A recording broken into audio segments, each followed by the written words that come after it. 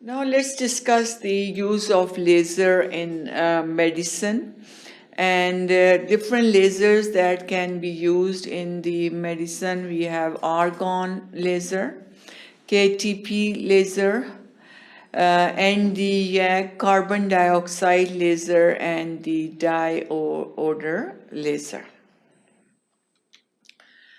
The clinical effects of laser therapy, we have different effects of the laser therapy. We have inflammation and edema can occur, which is increase in inflammatory mediators such as macrophages, neutrophils, and lymphocytes, which accelerate and resolves the inflammatory process. So the one function, it can cause inflammation and edema, and mainly by the increase in the inflammatory mediators, like we have macrophages, neutrophils, and lymphocytes. All these are the mediators that cause inflammatory process. And then we have nerve regeneration, proliferation of growth factor promotes the neuronal sprouting and myelin formation for optimal nerve recovery. That's another effect of the laser therapy. Then there is cartilage production. It increases in the chondrocyte and collagen production, allows for improved cartilage deposition and joint function.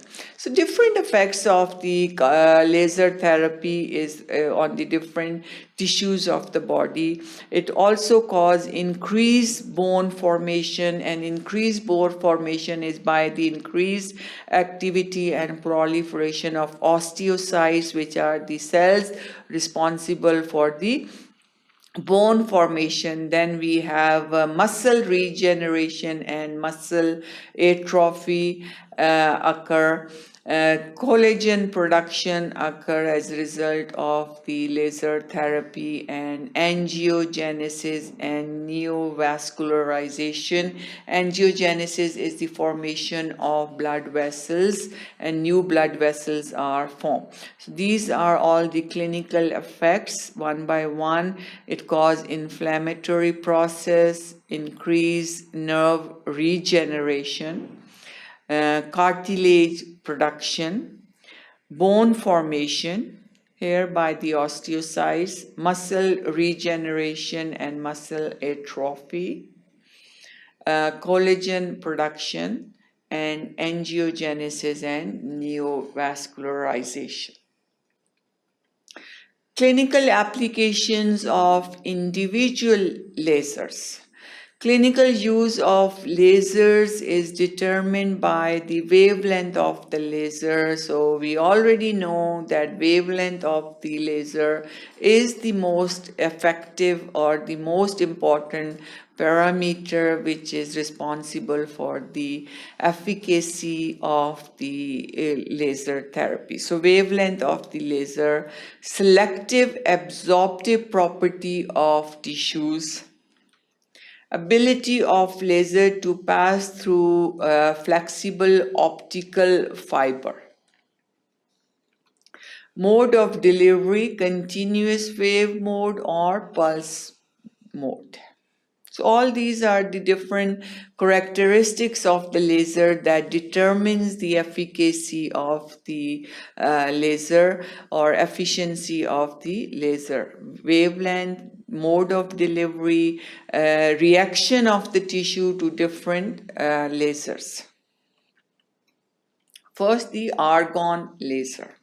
Argon laser has visible spectrum. So visible spectrum, we know for the visible spectrum, the wavelength need to be between 380 to 760. So it's a visible spectrum, wavelength 488 to 514, blue-green in color. easily transmitted through the clear fluids of the lens, cornea, vitreous humor. So all these fluids which are present in the eye, this can be easily transmitted, argon laser. Absorbed by hemoglobin and pigmented tissues. Delivered by optical fibers, so it is transmitted through the optical fibers. Use of argon laser, we have, it treats the port wine stain, hemangioma, telangiectasias, vaporize the target tissue and create a hole in the foot plate of the stapes. So all these are different uses of the argon laser, hemangiomas, telangiectasias, and treat port wine stain.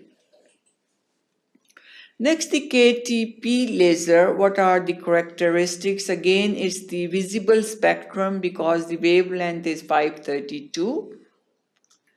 Properties similar to argon, absorbed by the hemoglobin, delivered through optical fibers, pretty much the same features because both these are in the visible spectrum. They are the visible lasers delivered through optical fibers.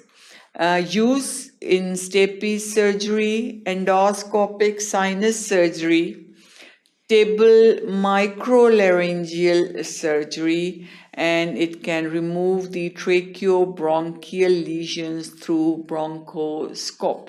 So all these are the uses of the KTP laser. Then we have ND-JAG, wavelength of 1064, double that of KTP, so it's in the invisible spectrum.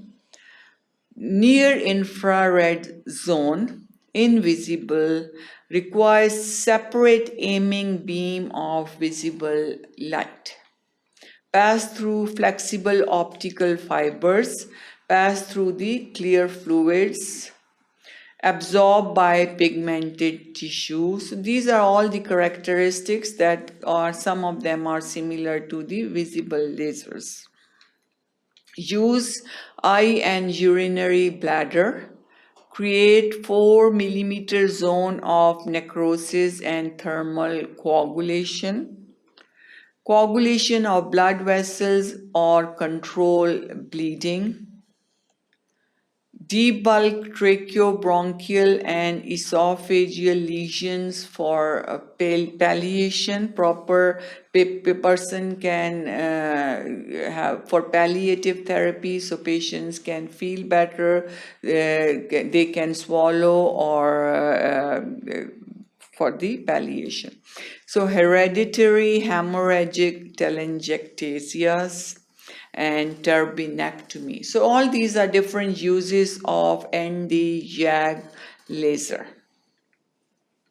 Then we have carbon dioxide laser, a wavelength 10,400, so it's a big wavelength invisible laser, requires an aiming beam of helium neon laser. Cannot pass through optical fiber. We already mentioned requires the special arm for the transfer through the optical fibers. Require articulated arm with reflective mirrors. Require micro manipulator. Can be absorbed by water or clear glass. It is absorbed by tissue which is high in water, not color dependent. Reflection and scatter through tissue is minimum because of the high wavelength. We already know that the lasers with small wavelength, they scatter more, so this has less minimum scatter. Minimum effect on the adjacent tissue, workhorse laser, cut precisely, coagulate bleeders and vaporize. Cuts precisely, spot size of 0.3 millimeter can be achieved. Lesion is first delineated and then it is dissected. Use of carbon dioxide laser, it excises the vocal nodules, polyps, cysts, granulomatous or juvenile laryngeal papillomas.